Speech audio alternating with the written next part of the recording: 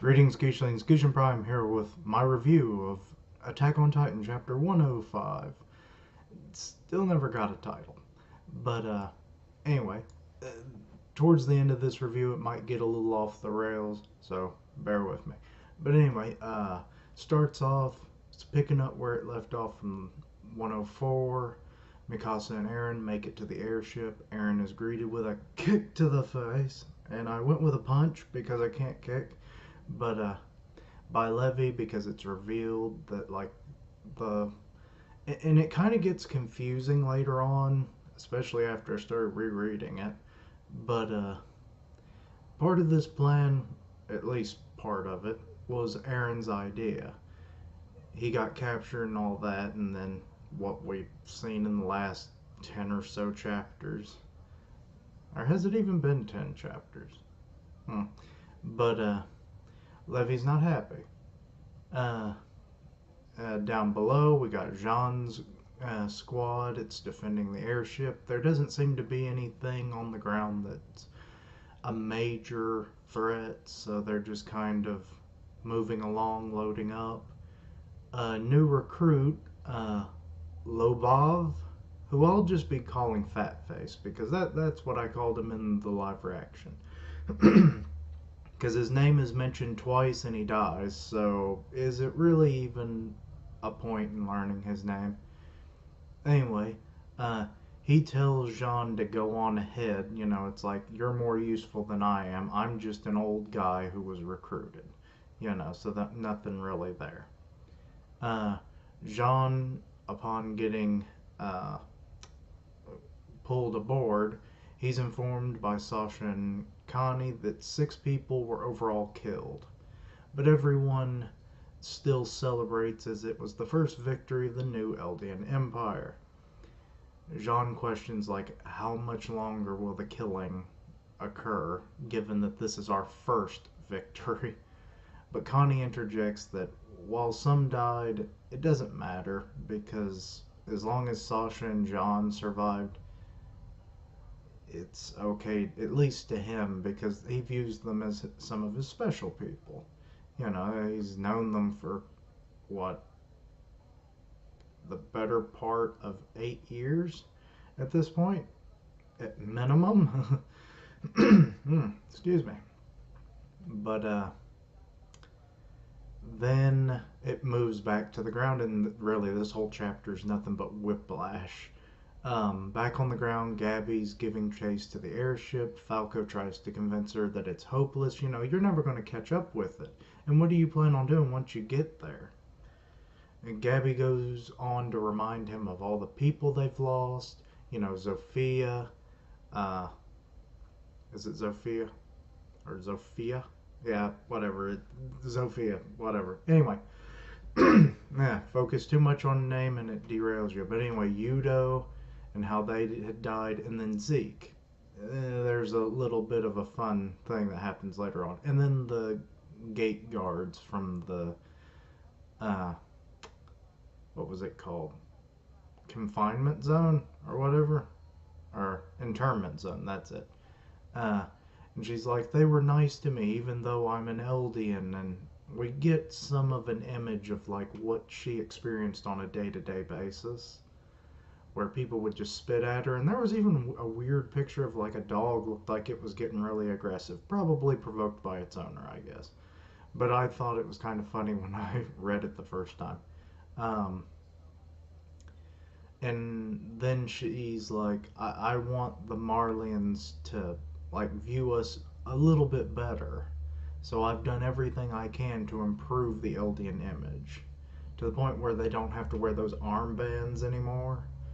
Falco, you know, he just keeps thinking about Reiner and Aaron's conversation and how the people on Paradise are suffering and that they're not any different than the Eldians.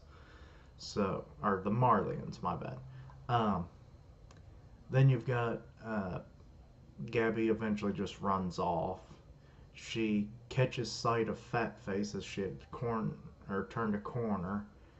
He sees her and she just shoots him right in the face. So he's dead.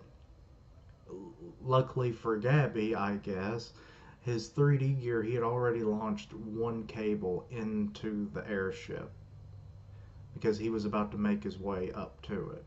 So then uh, Falco yet again tries to stop Gabby from doing something stupid, but ultimately he ends up going with her. They use the 3D gear to make it onto the airship. He grabbed onto her and was like, I'm going to be the next Armored Titan, so just deal with that. Colt, he showed up, tried to do, but it really, him showing up and trying to stop them didn't do anything, so his whole inclusion in this chapter was kind of pointless in my eyes. Um, and then, like I mentioned, it's going to get more whiplash as we go on. Uh, Gabby rolls onto the airship, shoots Sasha, which I didn't know it was Sasha at first, and I was like, "Oh, wait, they have armored uniforms on, right? They're special uniforms." This gets to a sad point eventually, but anyway, they get apprehended. Sasha is getting medical treatment, and they decide what to do with Gabby and Falco. They mention like just throwing them overboard. Jean's kind of conflicted because it's like, if we do that, is it really going to solve anything? No.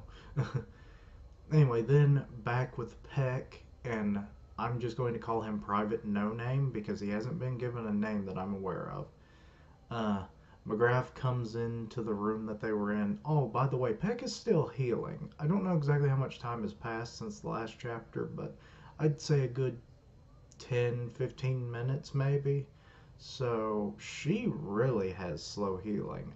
The Cart Titan is worse Titan, basically. Anyway, McGrath comes in, starts asking about Gabby and Falco. Private No Name reports that they ran off. And then Peck's like, wait, I remember the soldier that led us to, or led me and Galliard into that pit trap.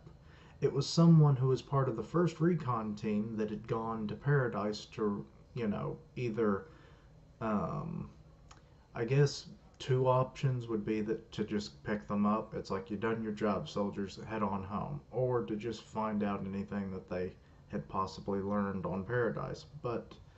Um, so, but this recon team had gone missing, so there's that level of intrigue. What is this person doing if they went missing, So, but that'll get revealed in a minute.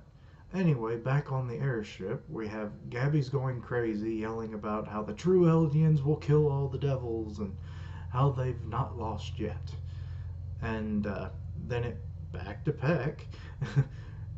She mentions that the soldier was a devotee or a devotee of Zeke, who's later named uh, Yolena. Okay, it's only said once, so I hope that's right. But and like she was wearing a beard, and that kind of confused me in the reaction because like I thought, oh, is it a he? Because you could tell there was a beard on the character, but then no, it was all fake. It's a lady, so that was interesting. Uh, I don't know what a devotee would be about. Is it a concubine or something? I don't know. But anyway, then back on, on the airship again. Yeah. Uh, Jean ushers in Gabby and Falco to the room where Levy has like Aaron, and it's revealed that Zeke is alive. He's been captured. He's a quadriplegic right now, which is a tactic we saw happen to Aaron when he was captured way long ago. I'd say that was well over 50 chapters ago now, when he was captured by Bertolt and Reiner. Uh, Jean reports what happened to Sasha and Fatface. Sasha apparently will not make it. Then Hanji comes out of the cockpit and starts questioning if all of this was to Zeke's original master plan. He says that there was miscalculations, namely the kids. Then Jean comes in, all angry, or he doesn't come in. He was already there, but yelling at Yelena, saying that it was her job to confine the Jaw and Cart.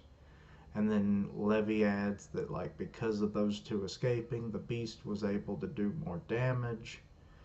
And now here's where things get a little more confusing. Because me trying to take notes on some of this, I think it's because of the whiplash through half of the chapter just threw me off. But there was like some weird dialogue between Levy and Zeke talking about like, oh, well, you're the better actor, and I probably you're gonna have to clean up my piss and all that stuff. And I'm like, what? Why are you saying this? Parts of this chapter could have been completely left out, and it would have been fine. But it's like, do you want to kill me, Levy? And it's like, nope, I always leave my favorite dish for last, and that's actually something I do as well. Uh, then Aaron comes in mentioning like they had killed the military officers, they eliminated the fleet and the military port. This should have bought them enough time to get away. But there's a problem, is that until the world mobilizes with the full, or will they like even make it back to the island if the rest of the world, kind of mobilizes, I guess? And that they had risked, or Hanji brings up that they risked everything to save him, even at the cost of their own people. So it's like, Aaron, you're a fuck up. But despite knowing that, it's like you still go with the suicidal strategy. This is Aaron. He kind of always goes head first without thinking, so not really surprising. But he used himself as bait, as we've kind of seen a little bit. And they've essentially now lost all trust in him. But then Zeke chimes in, kind of defending his little brother with, you now have the Founding Titan and a member of royal blood. And he wants the Eldians to have their freedom, which, upon my reread, I was like, that possibly means one thing: the colossal stomping. Am I correct? Basically kill all the world except for the Eldians, I'm guessing. Then the chapter takes a bit of a nosedive in terms of, just from like big reveals to a sad reveal. Sasha has died. And kind of, I guess, a fun fact to bring up the mood a little bit, I was told that the day this chapter came out, it was Connie's birthday, and he's the one who delivered that somber news. Well, anyway, Mikasa and Armin go, and they're like crying over Sasha. Her final words were meat, which it sounds like her. She wanted to know what was for supper, and it was like, there's no way she's going to make it back when she started talking about that. So it's just sad. We lost Potato Girl. She was our little food thief. Now she'll be stealing cotton candy clouds or something in heaven or whatever. Maybe she goes to hell. I don't know. Who's really the bad guy in this series anymore? But yeah, he relays that final thing, and then Jean's like, Aaron, you screwed up. Sasha died because you dragged us into this. And Aaron's just, he's not happy. He starts remembering like when she stole the meat from, what, good lord, that had to have been 70 chapters ago.